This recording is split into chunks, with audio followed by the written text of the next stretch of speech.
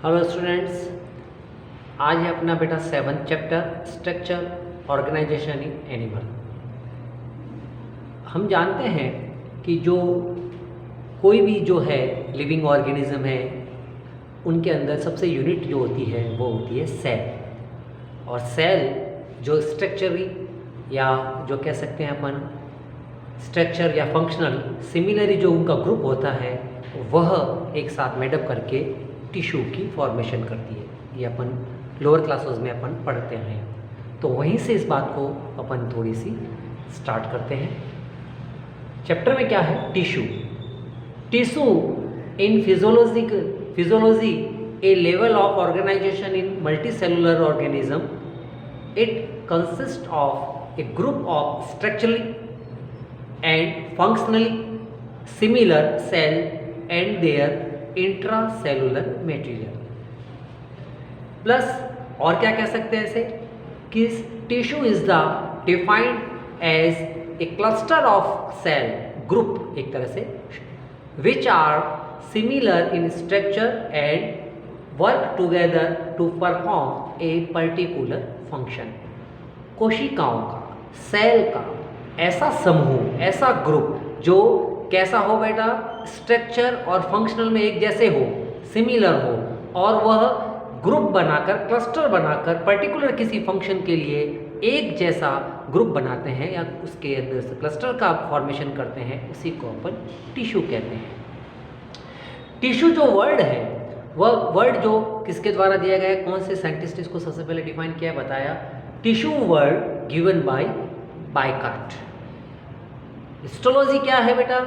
Histology जो है एक छोटी सी फॉर्म है, वो भी यहाँ पर अपन ने डिस्कस कर रहे हैं कि बायोलॉजी की ऐसी ब्रांच जिसके अंदर किस चीज़ की स्टडी की जाए? टिश्यू और टिश्यू के ऑर्गेनिज्म की, कि हाँ ये कैसा बना, ऑर्गेनाइज कैसे हुआ है, किस प्रकार से काम कर रहा है, फंक्शन कर रहा है। तो हिस्टोलॉजी क्या हुआ?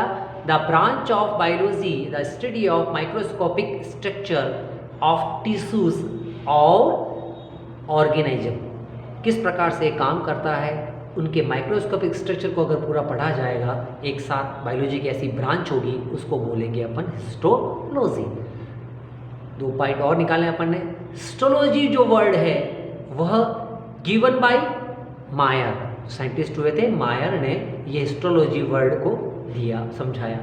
फादर ऑफ हिस्टोलॉजी, जिसके बारे में बहुत कुछ डिस्कस किया है, रिसर्च किया है हिस्टोलॉजी के हर एक जो एनिमल की, काफ़ी उसने हिस्टोलॉजी के बारे में एक तरह से रिसर्च की है, दुनिया को बताया है, वह है बेटा Malpighi, Marcello Malpighi. Clear? ये तो हो गया टिश्यू और उसके बारे में कुछ जनरल इंस्ट्रक्शन, या जो कह सकते हैं जनरल, जो कह सकते हैं करेक्टर के रूप में अपन ने डिस्कस किया। अब अपने सिलेबस में है टाइप ऑफ एनिमल टिश्यू। जो 4 टाइप्स के एनिमल टिश्यू हमारे सिलेबस में अवेलेबल है, हमको पढ़ने हैं।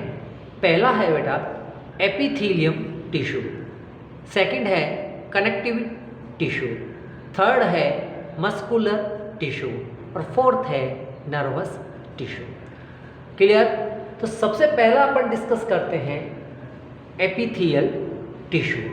एपिथेलियम कैसे बना बेटा? नॉर्मली अपन जानते हैं कि एपिथेलियम का जो वर्ड होता है उसके अंदर अपन जानते हैं कि जो बॉडी की जो कुछ जो ऑर्गन है, चाहे बॉडी का खुद का जो पार्ट है, उसके बेटा आउटर या इनर लेयर के ऊपर जो सबसे पतली सी लेयर होती है, सिंपल वर्ड में समझिए एक बार, तो उसे अपन नॉर्मली एपिथेलियम कहते हैं। ऑर्गन के ऊपर भी लिपटी हुई होती है, ठीक है, या उसके इंटरनल स्ट्रक्चर के अंदर भी सबसे जो इंटरनल जो लेयर होती है वह क्या कहलाती है? एपिथेलियम कहलाती है, कवर करती है, तो वो है एपिथेलियम टिश्यू।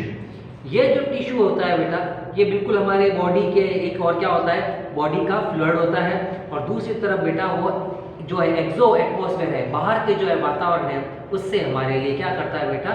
इंटीग्री के रूप में काम करता है, कवरिंग के रूप में काम करता है। और इनके अंदर क्या होता है बेटा कि ये इंट्रासेलुलर मैट्रिक्स द्वारा बिल्कुल एक तरह से कह सकते हैं बहुत ज़्यादा बॉन्डिंग बना के रखता है, ठीक है। अब इसके कुछ मेन कैरेक्टर हैं, वो अपन देखते हैं। Main characteristics of epithelium tissues. इसमें क्या हो रहा है कि कुछ 3 पॉइंट्स मैंने नोट्स में निकाले हैं। वह क्या है बेटा कि cover and body surface, body के जो इंटरनल कवरिंग कर रहा है चाहे आउटर कवरिंग कर रहा है, जो सरफेस को एक कवर कर रहा है तो वह एपिथेलियम टिश्यू कहलाएगा। और मैंने अभी कहा बेटा बहुत ज़्यादा थिन होती है, पतली होती है, ठीक है ना। Next, cell are densely packed together with minimum amount of intracellular substance, ठीक है। उसके बाद में आ रहा है cells rest on basement membrane parts of derived from underlying continued tissue. ये जहाँ पे भी लगे हुए होंगे एपिथेलियम टिश्यू या एपिथेलियम मेम्ब्रेन, वह मेम्ब्रेन क्या होगी बेटा, कहीं ना कहीं जो है आधार होगा। अब बेसमेंट मेम्ब्रेन से क्या रहेंगे, वो एक तरह से अटैच रहेंगे या उसके कनेक्टिव के रूप में काम करेंगे। ध्यान ये रखना है कि ये मैक्सिमम जो है हमारी बॉडी के लिए क्या कर सकता है, प्रोटेक्शन का काम करती है, चाहे इंटरनल हो चाहे आउटर हो। और ये एक तरह से उसको सेफ और साइज बनाने में भी क्या करती है बेटा, हेल्प करती है। अब आपकी जो बुक है उस बुक में क्या किया बेटा, एक साथ ही इसको एपिथेलियम टिश्यू को लिख दिया गया है, बिल्कुल डिफाइन करते हुए लिख दिया गया। लेकिन अपन क्या करेंगे बेटा, अपन जिस चीज़ को एक फ्लो चार्ट के रूप में यहाँ पर इसकी बराबर इसको डिवाइड करेंगे, फिर उसके आधार पे अपन थोड़ी थोड़ी इसके पॉइंट्स के ऊपर डिस्कस करेंगे, चर्चा करेंगे। Types of epithelium tissue, 3 major part में अपन ने डिवाइड किया।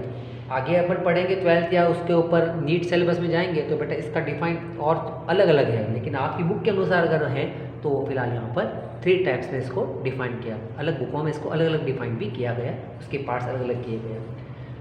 Simple epithelium tissue, compound epithelium tissue, specialised epithelium tissue, 3 major इसके पार्ट किए।